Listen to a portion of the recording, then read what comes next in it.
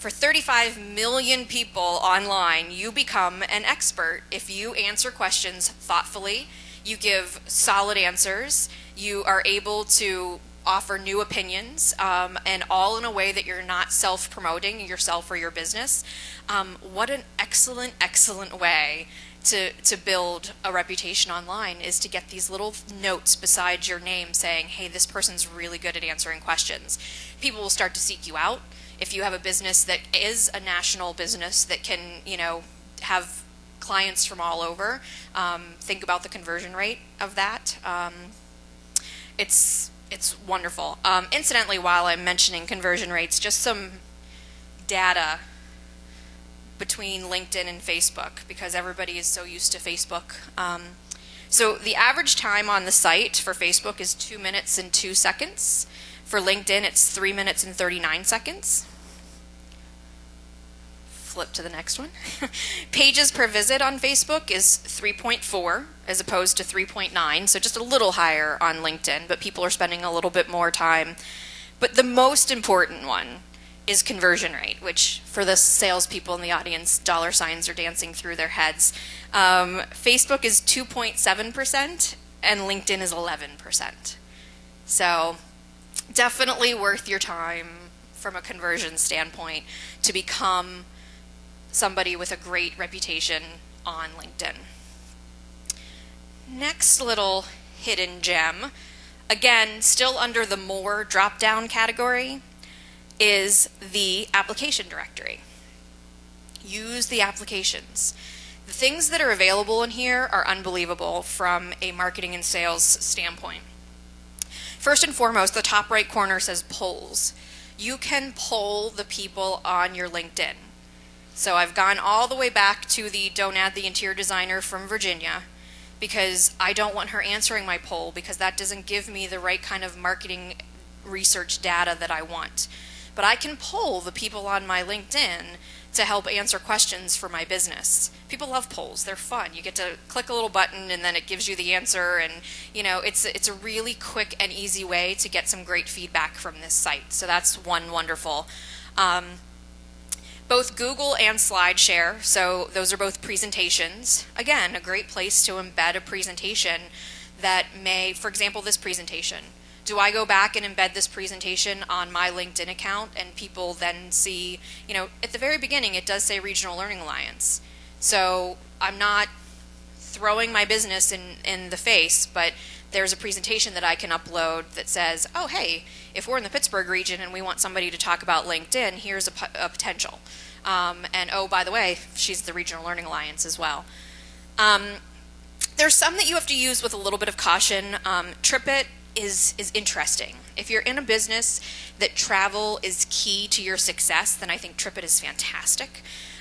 It tells people where you're going and where you're headed all over the country. And if those are that you are headed to conferences and that you're headed to symposiums and things like this, then people can see that you are bettering your organization by going out to these places and learning things from these conferences and symposiums that you may be attending. So again, may not work for everybody. Doesn't work for me, because I'm regional. But if I was a national company and where I went and what I did was important, I would be on TripIt, absolutely. WordPress is a blog that links directly, so you can have a WordPress blog that directly links, to your LinkedIn page. Again, not for everybody, but if blogging can be beneficial to your organization, this is a great way to make the connection. And then I'll be honest with you, the others, Company Buzz is a Twitter thing. The RLA doesn't use Twitter. We're venturing there next, but that we're not there yet. We haven't developed our strategy yet, so we haven't dove right in. But take some time to read through the application directory and see what will work for you. And then the other buried piece of information, and this time it's buried all the way at the bottom, and tools. The hidden LinkedIn, I love it. These tools are great ways to help manage the time that you spend with LinkedIn. One of the easiest is email signature. It'll create a little email signature for your line that will say, follow me on LinkedIn, or become my friend on LinkedIn. I'm not sure the exact verbiage. So easy as that. But these Outlook toolbars and the browser toolbars. The Outlook toolbar does really interesting things. If you get emails from people that have LinkedIn accounts associated with that email address, it gives you little mini bios on those people pulled from their LinkedIn account. It suggests, based on your email frequency of who you're talking to, it suggests people that you have may forgotten to add to your LinkedIn account. It's really intuitive, really great toolbar. And then the browser toolbar, there's one for both Firefox and for Internet Explorer. I have to admit I haven't used this one yet, but I've read up about it, and it's intriguing. You add this toolbar to your browser, and as you're searching, it somehow manages that if in your search results there is somebody who is has a LinkedIn account, it puts little notes beside different people's names through your search results to help you manage LinkedIn as well, and see, based on what you're searching online, how that can help your LinkedIn accounts and your networking with LinkedIn. So very intriguing. I can't wait to try it. We just haven't had a chance to sit down and try it because it sounds like a lot of fun to me. I don't know, and a really great way to be able to to get everything in one spot right on your browser. So all of that being said, and I know that was very quick, but we have a short period of time here, and we'll hopefully get to some questions at the end.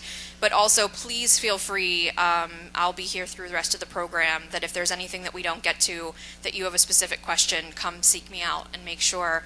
I can't guarantee I'll know the answer. I think that you have to be a full-time social media strategist to know everything there is to know about these, but I'll find the answer for you. So if I can't answer it today, I'll take your card and I'll find the answer and I'll get back to you. So some best practices that go back to what we've just looked at.